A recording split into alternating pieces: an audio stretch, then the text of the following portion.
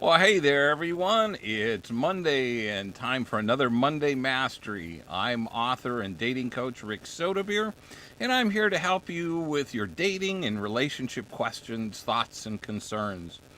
Just 1 second here. Let me see. I want to change something real quick.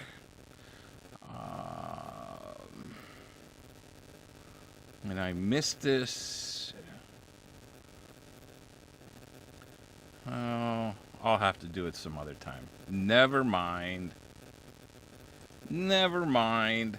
Anyway, I'm glad you all are here. I hope you all had a great week. I'm sorry I was not here last week, but I was just in the process of getting set up and I was having both power and internet service issues. And let me know if the internet is working okay today. I am a bit out in the country, but everything seems to be working fine on my end. So, anyway, I hope you had a great week last week and a good weekend. Hope you all had some time to relax. And now let's talk about dating. I had just a variety of questions and conversations come up over the weekend and actually over the last week because I had a meetup group meeting here. Hey, Leslie, thanks. Or Leslie, Lisa, I can't read. Sorry about that, Lisa. Uh, it's going to be one of those days. I had a meetup group this week, and I got to have several good conversations with people, just about dating and relationships. And there are so many issues that we have to deal with, and I think one of the hardest parts is cleaning up some of the messes that we've participated in. I'm not saying necessarily created, but we we all run into situations where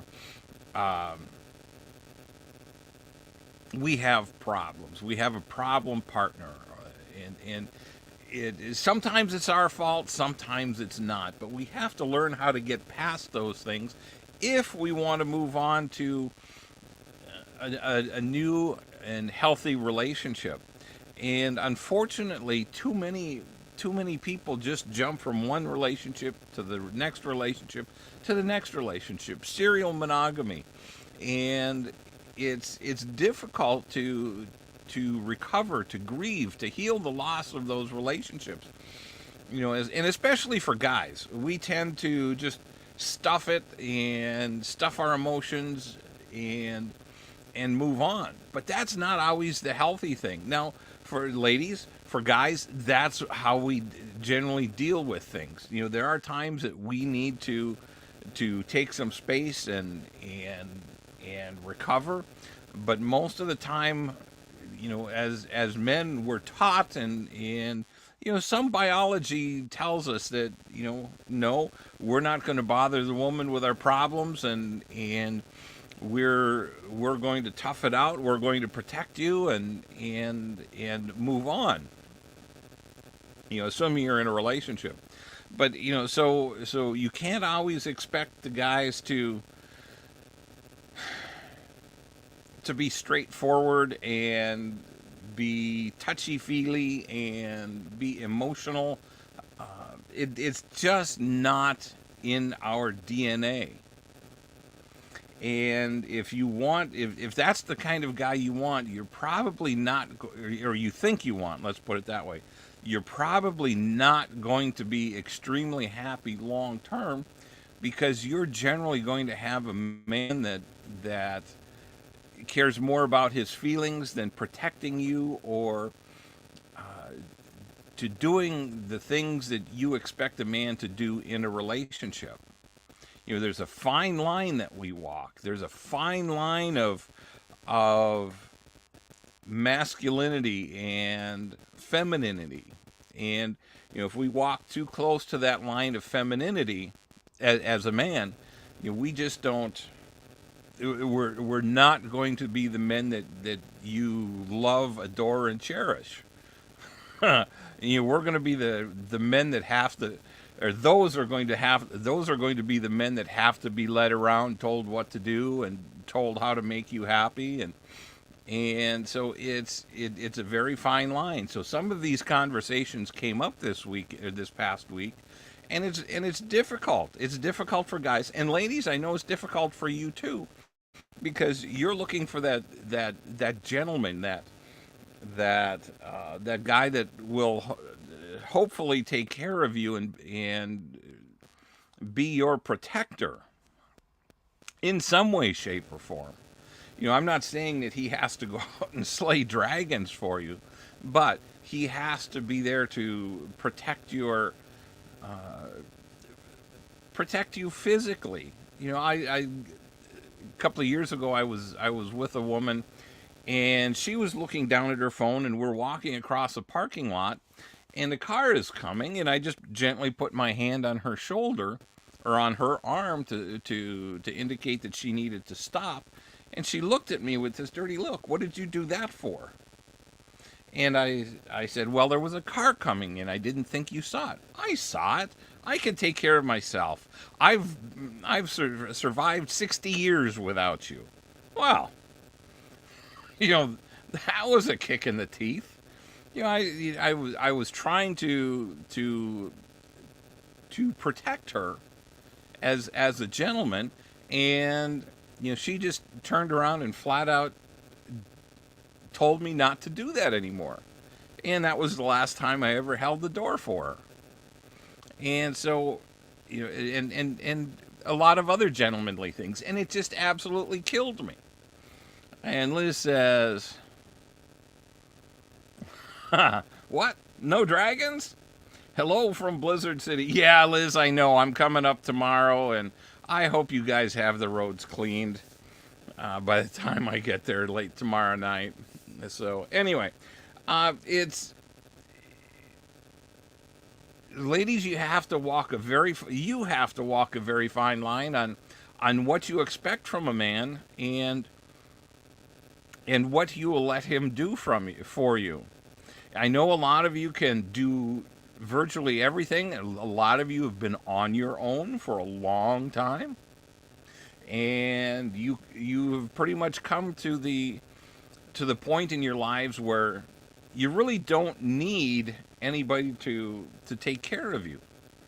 But when you get a man in your life, he's going to naturally want to do some of these things for you. You're not going to have to ask him. He's just going to do some of these things. Now, the key part here is for you to be able to let him do it. Don't tell him, no, I've got it. No. If he wants to do something for you, let him do it.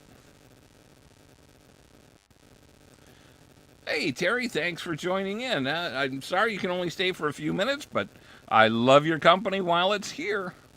So anyway, again, be careful.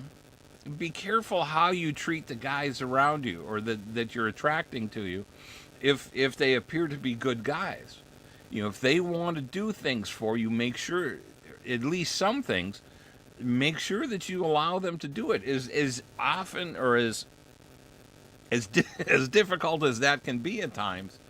And as much as you can do it on your own and have been doing it on your own for Lord knows how long, it's important to be able to do that. Terry says, I will let a man do things for me, especially change light bulbs. There you go. And those are simple things. And most of you ladies can do those things. But when a guy offers to do it, let him do it. Or even say, John, I really could use your help around you're doing a couple of projects around the house here.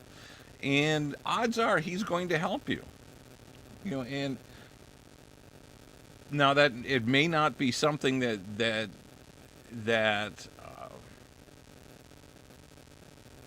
it may not be something that's extremely challenging or for me for me as an example, this past week I had a friend ask me if I could help fix her dryer, the used dryer that she had bought.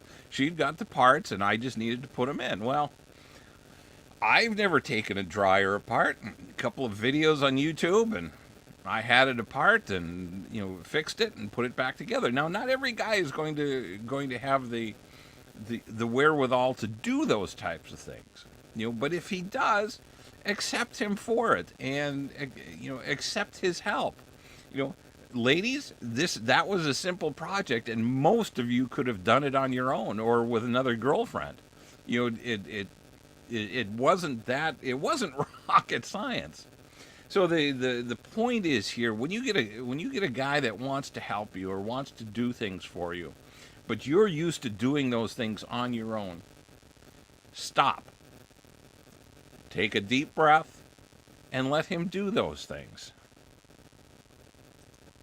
Liz says, I'm delighted when a gentleman does things. I have been very independent for a long time, but I appreciate thoughtfulness. Awesome. That's what I'm talking about. That's what I'm talking about, Liz, is being appreciative of their thoughtfulness. Now, I'm going to change subjects here a little bit. Like I said, it's random thoughts, and these thoughts are going to come out of nowhere. But I've been struggling with some folks about online dating. And in general, most of you are in one of two camps. Well, I do online dating, but it's tough. There's scammers, there's this, there's that. It's there's fake profiles, there's just problems. Okay? And there's going to be no matter what. I was just online the other day and came across a profile from a woman that I think she said her name was Sandra or Sandy, and she said she was 60 or 60 something, but she had a name tag for, I can't remember whether it was an airline or something, but she had a name tag on, and the name tag said Alexandra. Well, maybe, but the pictures of this woman were nowhere near 60 years old. She might have been 35, maybe.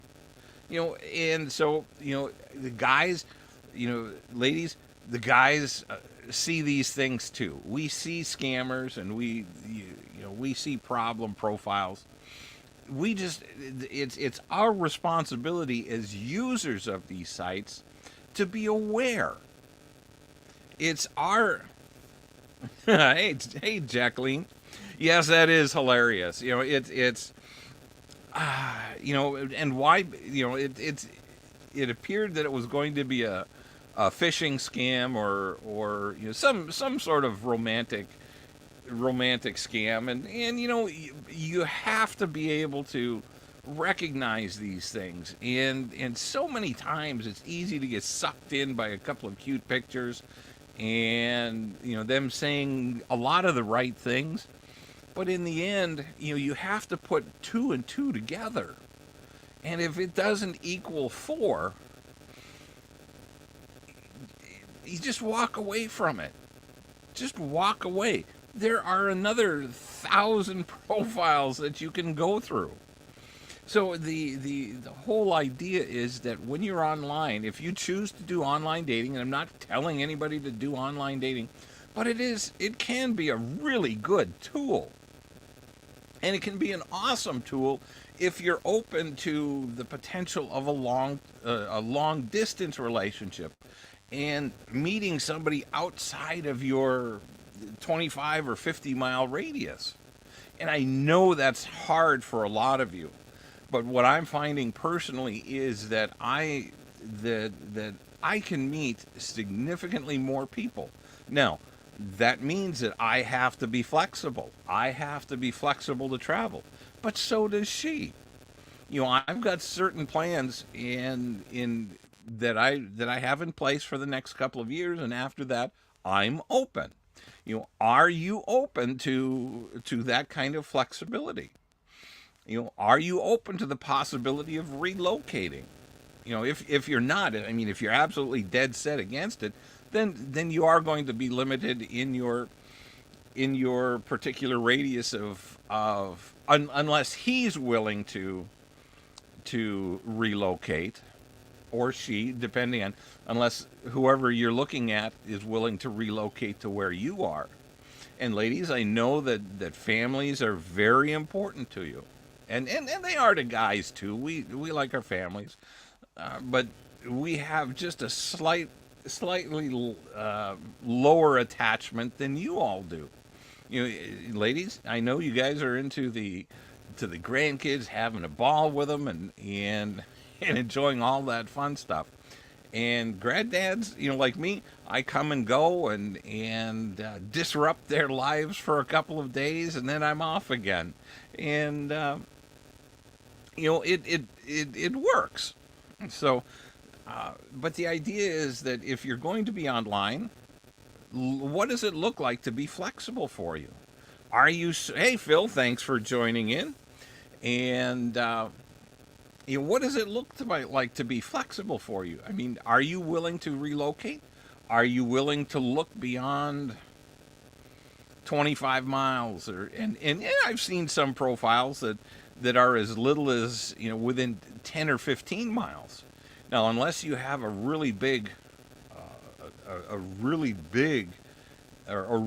dense metropolitan area, that could get a little bit tough. But the idea is how flexible are you? What are you willing to do? What are you not willing to do?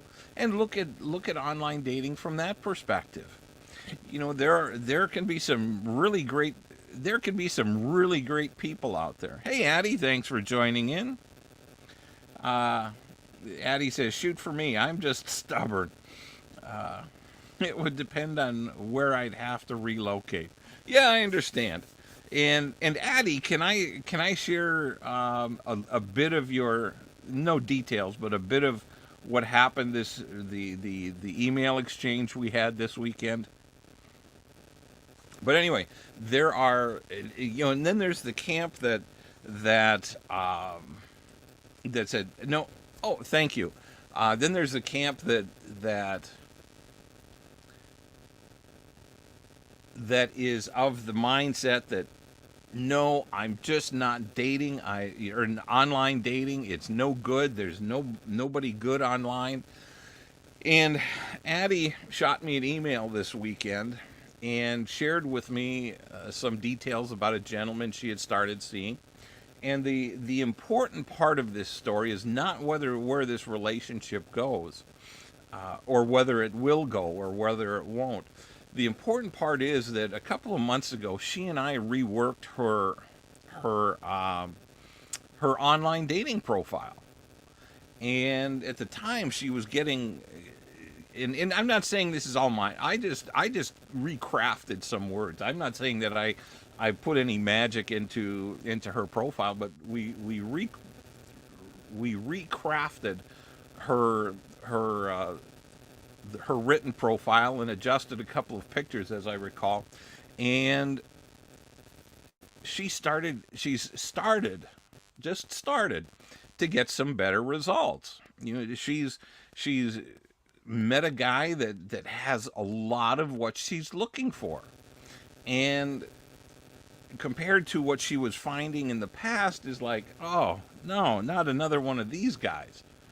So the point is that if you're going to be online, you have to take time to create an awesome profile.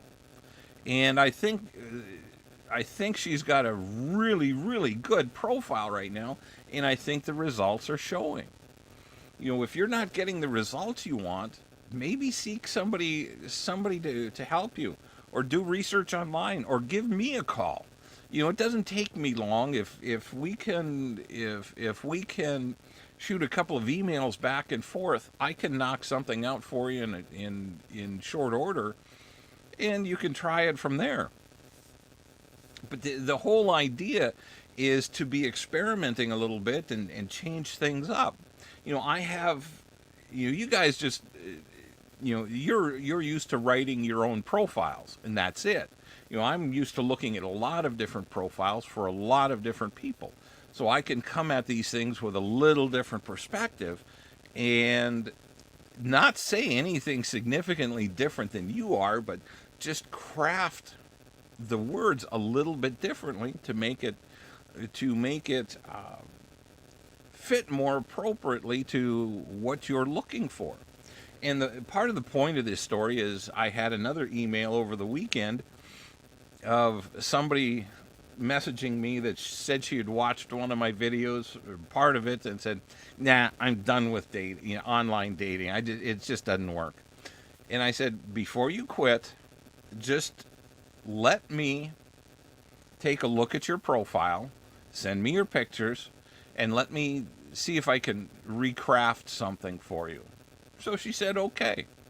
And I wrote her one letter back and I said, "Can you tell me what other things you like to do besides, in this case, it was horseback riding, and where you like to do things?" And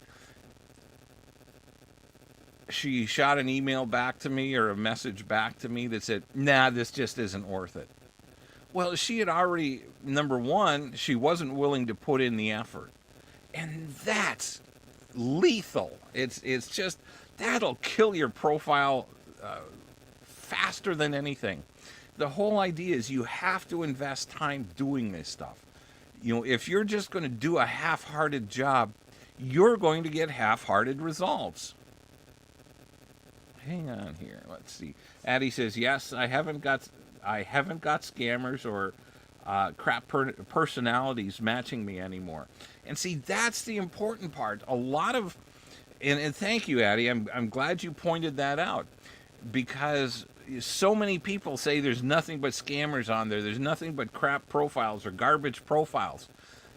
A lot of it has to do with you, not you in particular, Addie, but the way you all write your profiles. And I look at literally hundreds of profiles a week, both personally and professionally. And some of this stuff, I got to tell you, I don't even need to look at a picture. All I need to do is see how you've written something, and boom, or if you've written anything.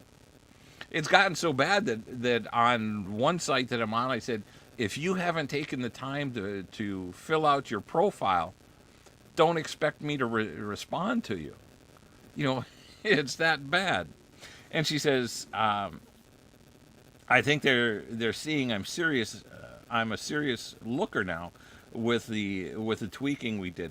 And that's my whole point, Addie. And thank you. I appreciate your input there, and for sharing that, because it doesn't take it's not rocket science, but it's just tweaking the words. I mean, even if you want to go out and do it on your own, you can go and spend a couple of hours researching great how to write profiles online. There's other videos than my stuff, but whatever you do, take that information and refine your profile.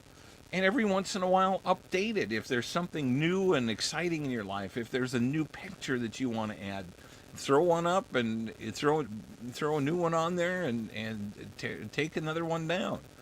So that you're rotating and so keeping things fresh and alive. But and Addie's comments are so important, because we all, or so many of you, come to me and say, "Rick, there's nothing but scammers. There's nothing but crap profiles out there," and you are the common denominator in all of the. Hey, Shar, thanks for joining in. Glad to see you're here from St. Paul. I'll be traveling through there tomorrow afternoon. But there are a lot of junk profiles. There are a lot of bottom dwellers out there that are just sliding along the bottom and feeding on anything they can find that they can attract. And and a lot of these people think that they have a lot more to offer than they do, or want to make you think that. So again, it goes back to my point. It's all about your attitude. If you're feeling challenged by your online dating profile, send me a message. Let's talk about it. Let's see if I can't craft something that will work a little better for you. Addie and I worked on this a couple of months ago, and she's starting to see different results. And it all has to do with some of the words you use. It has to do with some of the way you structure your profile. And it's also about answering as many questions as you can, providing as much information as you can, because that's what ladies, that's what the guys are looking for. And there's going to be guys that are looking for, just at the pictures and not reading. I admit, I at times I get caught up with that too, and just want to like somebody's or swipe right on somebody's picture. But I have to go back because, number one, I don't want to be caught up in a conversation only to find out somewhere down the road that there was something that I missed in the profile that said, yeah, that we're not a good match. So it's important that we all pay attention. And when we're looking at profiles, when we're trying to figure out who might be a good match, like I shared the young woman that was, and it may not even been a young woman. This could be somebody that stole pictures from somebody online and posted them on a dating site. I don't know, but I don't want to find out if it's some guy in Malaysia or Ethiopia or Nigeria or whatever trying to scam me. And they're out there. But when you create a decent profile, you're going to get far fewer people that are going to be there to scam you. So that's that. Now, how many of you are actually online dating or using online as a resource? And again, I want to make it crystal clear that it is only a resource. It's not a way to guarantee that you're going to find your soulmate. You're as likely to find your soulmate if at work as you are through online dating, through the human resources. And I can't remember the name of it. A Human Resources Institute. They did a study, and maybe it was Human Resources Institute. They did a study of relationships in the workplace, and they concluded that as many as 39% of relationships start in the workplace, and it could be fellow workers, it could be customers, it could be vendors. It doesn't necessarily mean that you have to find somebody that works with you. That's just one of those variables in there. But the point is that it's not just online dating that has a big impact. It's your work life. For those of you that are still working, it has a great impact on helping you find your extraordinary relationship or your soulmate. And it's how you utilize these tools is up to you. And so many of you, especially the ladies, tell me, I'll never go to a bar. I don't want to meet anybody in a bar. Well, when we were younger, how did we meet people? We were in a bar. We were at least the folks that I hung around.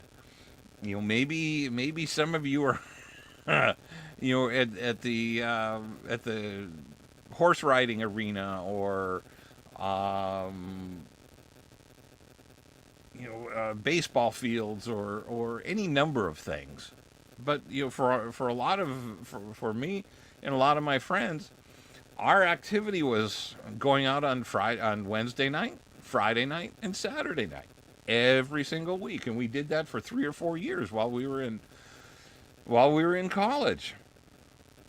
And it's not that we continue to do it.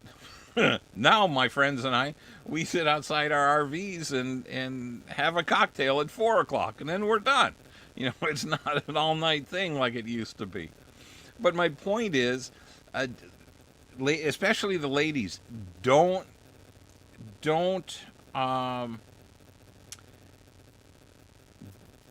what's the word I'm looking for?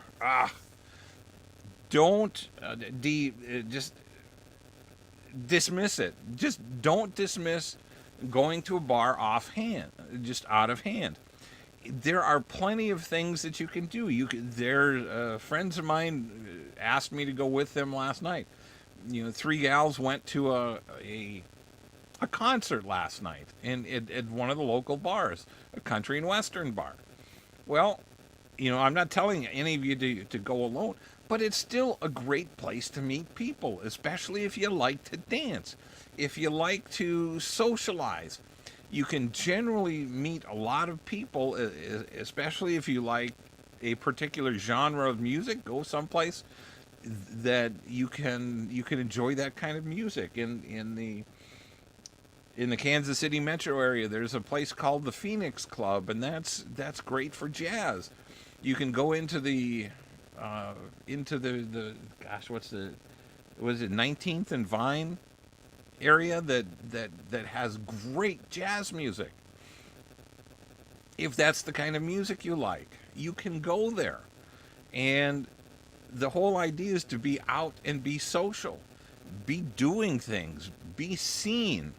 You can't be found if you're not out and about. The greatest line is that I've ever heard is, God will bring that one to me, the right one to me, and yet she's sitting at home waiting. With all due respect, God wants us to do our part in this program. He needs, by sitting home and doing nothing, you are setting yourself up for failure because you're not an active participant in your dating and relationship life, and you have to be an active participant. And Addie says, I went to Knuckleheads and the Phoenix this weekend. See, there you go. And whether you went alone or whether you went with friends, it doesn't make any difference. You were there. You were available to be seen. You were out and about. Addie says, you can't leave everything up to fate. Absolutely. Sometimes you just have to you have to give her a hand. That's awesome. I love that. Absolutely. And it is. And Addie's absolutely correct. You have to be there. You have to give Faith a hand. We all do. And it's not, ladies, it's just not you. Guys, we have to be out and about and being social too. And while it's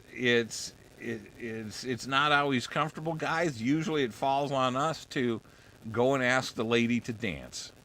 And there are a number of dance places around here for those of you that like to dance. There's and those are great places to meet people. Go out and meet somebody new. Ask somebody that you've never danced with before to go out and dance. Paul, if you're on, yes, I'm talking about dancing again because I think it's such an awesome way to get to meet somebody. It's simple. You can have a good time. You can enjoy the music. You can, in some cases, you can talk to each other while you're dancing, especially if it's a slow dance, or if you can't and the music's a little bit too loud. You can always step off to the side and have a nice conversation and start to get to know each other. It's that simple. But it's not always that easy, because of our feelings.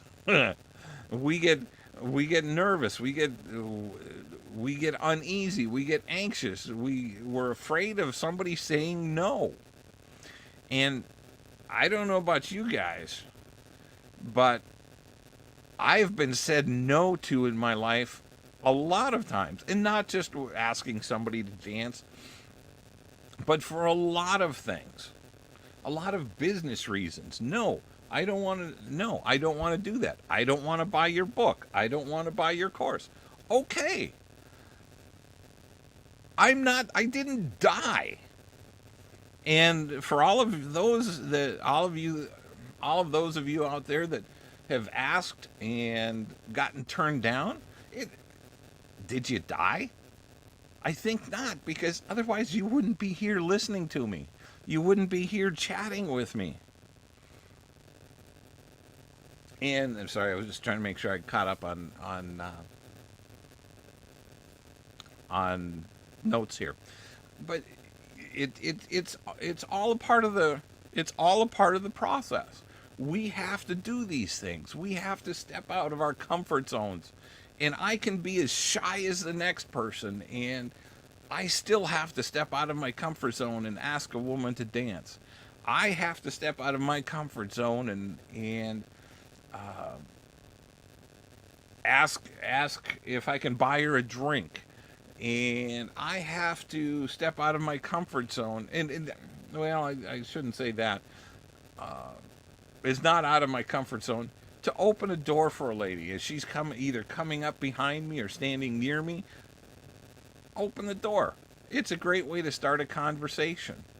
You know, if you're standing in line, if you're talking to somebody, or walking through Walmart or a gift shop, it's easy to say something amusing and get them to laugh. You know, and what that amusing thing is going to vary from person to person. It's going to vary from place to place.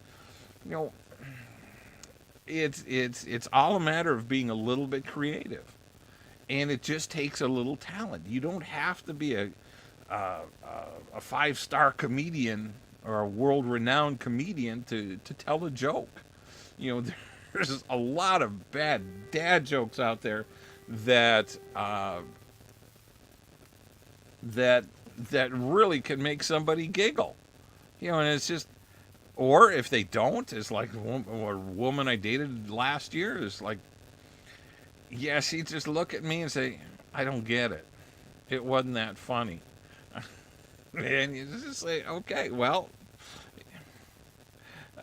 Hattie says, I like dad jokes.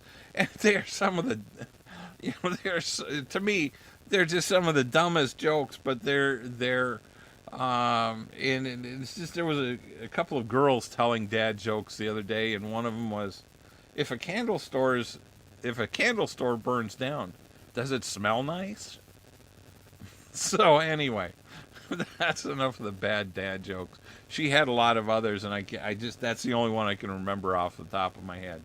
But having a sense of humor is almost always a good thing. You know, do you laugh? Are you able to laugh, or are you too serious?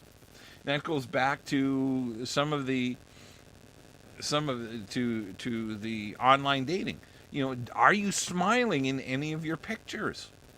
You know, I can't tell you how many profiles I see with not a smile on the face. And what that tells me is you're not happy, if that's you.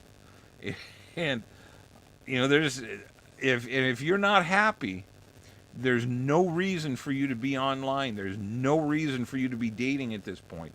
You need to get yourself mentally and emotionally healthy. You need to be happy when you're dating. You have to be happy. You have to be comfortable with your own company. Recognizing that, okay, this may be a first date and a one and done. Okay, so let's go with it. You know, and you know, as much as you all would like to avoid the one and dones, it's just not going to happen. You know, if you're out there dating, and especially if you're just dating randomly, you're going to have a lot of one and dones. And that's why it's so important to make sure you have your must-have and your deal breaker lists. So that as you're dating, as you're meeting somebody, you can start checking off things in the back of your mind. Does he have this or does she have that? Does she have any of my deal breakers? Do I see any warning signs? All these. Hey, Kim, thanks for joining in. Glad to see you're here. Do they have anything that do they start checking off boxes on your must-have list, or are you spotting any warning signs on your deal breaker list? And it really is that easy if you have these things written down. And that was another conversation that I had this past week with a couple of ladies about being crystal clear about what they want. And again, they weren't just a couple of them a couple ladies that I talked to shared with me what they were looking for: honesty, loyalty, somebody that was committed, that would commit. Well, how generic can you be? And I tried, and I explained to her what I was talking about, because when you want somebody that loves you, that's honest, that's loyal, that's committed. Well, who doesn't want those things? What do you specifically want? Do you want somebody to hold your hands? Do you want somebody to help around the house? Do you want somebody that's financially secure? Do you want someone that likes to do similar things, whatever that might be: horseback riding, golfing, shooting, sailing, skiing, whatever it is? Do you want to be camping in a tent? Is your idea of camping a 5-star hotel? So there are a lot of things to figure out, and to know those things ahead of time.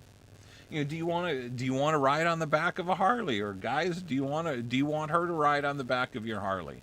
Or ladies, some of you have your own. Are you a Harley rider or a motorcycle rider? Some of you ride those crotch rockets too. There's nothing wrong with that. Shar says, like doing an interview or two before you take the one for the job you really want. Exactly.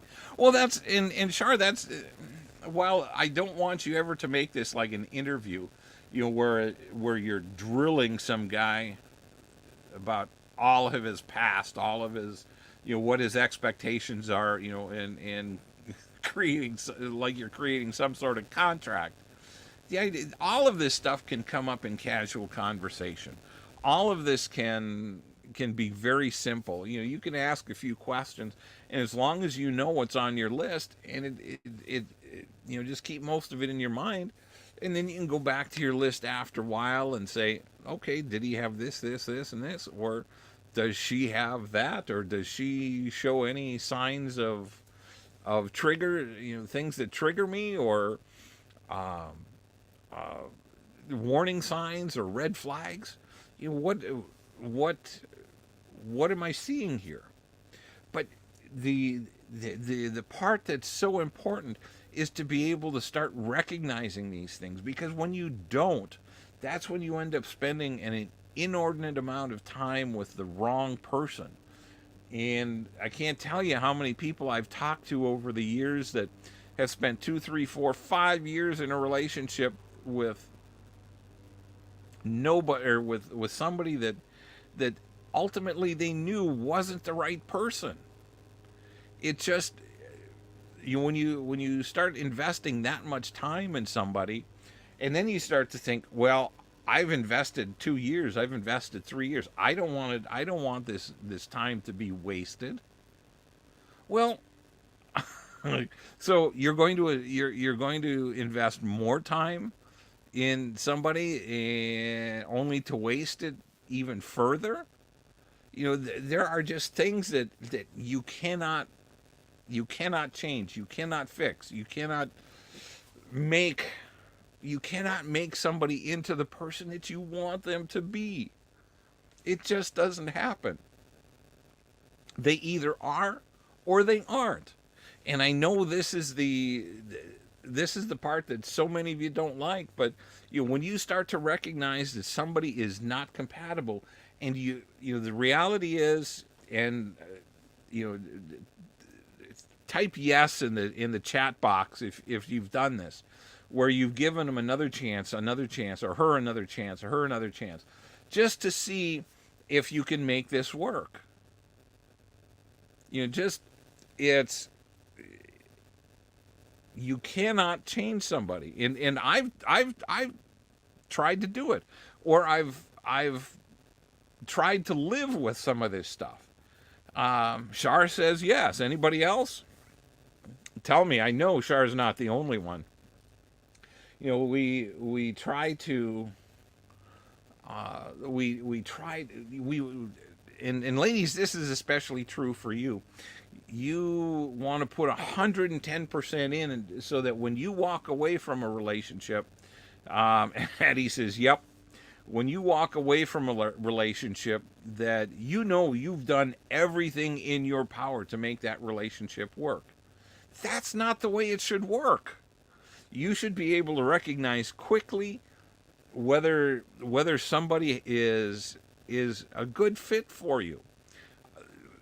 The way I teach it is that you should be able to tell within 30 days or less, if you're dating somebody, whether they're worth pursuing further. If they're not, it's time to move on. Most of the time, those will be 1 or 2 dates, and boom, you're on to the next. Because you need to be focused on what you want. You can't, when you're dating, when you start, go out on a couple of dates, you're not going to see everything, I promise. And Liz says, yes, I don't do that anymore. And so that's the whole point, is to learn from these situations. Don't invest a lot of time and waste a lot of emotional energy in relationships that just aren't healthy for you, or that you deep down know isn't the right relationship for you. But because you have, and I'm saying this, and I'm not picking on anybody in particular, but you have this innate desire to just, well, let's see where this goes. No, don't stop wasting time there, because all you're going to do is lock yourself in even further and get yourself more emotionally attached, and it just makes it that much harder to walk away from a relationship you knew from the beginning was not the right relationship for you. And most everybody that I talk to that spends 2, 3, 4, 5 years with somebody said, yeah, I knew it. I recognized it within the first couple of years. Well, I don't know who this is, but they are from, looks like from YouTube, and they say they want a girlfriend. Well, that's not something I can help you with. I can only help you become a better you. And that way, you can attract the girlfriend that you want.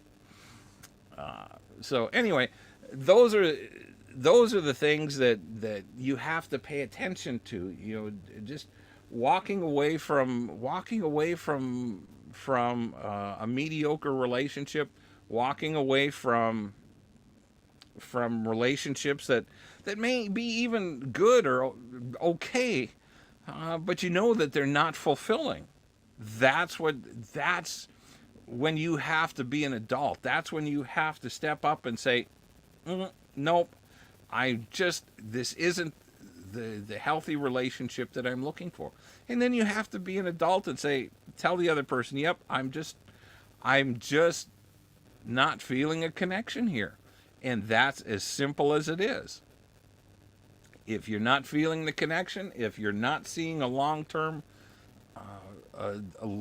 prospect out of this, a prospective relationship out of it, then don't waste time. It's nice to... Okay, well, She said, let's see who this person says. I'm a nice and kind to women, and they aren't interested. So I be dominating and aggressive, and they get scared. Well, that's part of your problem. You need to grow up. You need to start acting like a man. A man does not act aggressive and dominating. That's a man is going to be somebody that respects his woman, and the minute you start being aggressive and dominant, you will scare them away, and you have no business in a relationship. So it's a matter of growing up. It's becoming a man. It's becoming an adult, and respecting. It's about respecting the girls or the women that you date. And if they don't care for you just naturally, that's okay. They're not the only one. You know, you have to understand that a relationship is a two-sided relationship. Just because you feel a certain way for someone doesn't mean that they're going to feel the same way. And that doesn't mean that you can expect them to kowtow or to be for it doesn't mean that you can be aggressive with them to try to make them feel that way. Okay. I don't. Hang on, folks. I'm just going to block this clown. Okay. We had somebody on here from Facebook that was trying to. I'm guessing he was from the Philippines, based on the English, and yeah, Addie says sounds like an internet troll. Yeah, I'm sure that's where it was heading, but yeah, and the flip side of it is that you. And that still brings up a great point, because there are people in other cultures that think that in order to have a girl, and even in our culture to some extent, that you have to be a bully, you have to. They think that in order to win a woman's affections, you have to be this tough, aggressive guy, but that's not how you have to be tough. You have to be masculine, but you don't have to be demeaning. You don't have to be aggressive. You don't have to scare the crap out of somebody, because that's how not to win a girlfriend. You know, that's how not to win a boyfriend. You know, if because let's face it, I've seen it on both sides. You know, we tend to hear more about men being more aggressive and abusive than women. But listen, ladies, there are crazy ladies out there too. There are abusive women. So anyway, it goes both ways. But with that being said, dating is, especially online, it's your responsibility to watch who you date. It's your responsibility to understand what you're looking for. It's your responsibility to end a relationship that is not comfortable for you. And that, you know, all of those things can be difficult, because some of us are, I guess for lack of better terms, can be people pleasers, and we don't want to hurt anybody's feelings. But by the same token, if you're not spending time, if you're not spending the requisite time taking care of yourself, nobody else can take care of you. Nobody else can make you happy. It's an inside job. It has to start with you. So you have to move through and you know, again, recognize the characteristics that are going to cause you to walk away. Now, as this YouTube troll pointed out is that oh, I just lost my thought. Uh, oh well, it's a small point, but it's oh, I know. Relationships have to be a two-way street. If they're not a two-way street, then you're you're always going to be disappointed. I've shared the story with a woman I dated many years ago now, and that she didn't understand why her husband left. She said she was the perfect wife, and no matter how I tried to explain it, she didn't understand that it wasn't a two-way street. She thought that just because she was doing everything she needed to do to please him, that it was a good fit. It's not necessarily a good fit. So those are the things that we also have to accept. You may find somebody that you're just absolutely head over heels in love with, and they have everything, everything that you want. They check off your list and have none of your deal breakers. Yet you may not have everything that they want and that they're looking for in a relationship. So it's you have to pay attention to those things too.